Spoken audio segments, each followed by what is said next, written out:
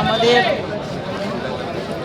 Jogendranagar rail station থেকে স্বামীজির প্রতিকৃতিতে মাল্যদান এবং পুষ্প অর্পণ করা হবে।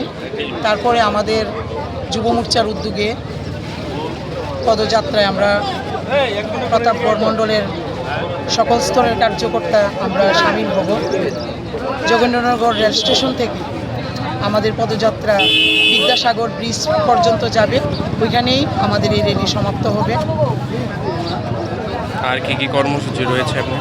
আর কর্মসূচি রয়েছে যেমন স্বচ্ছ ভারত হচ্ছে, তারপরে বাচ্চাদের মধ্যে কিছু ফল মিষ্টি বিতরণ করা হবে।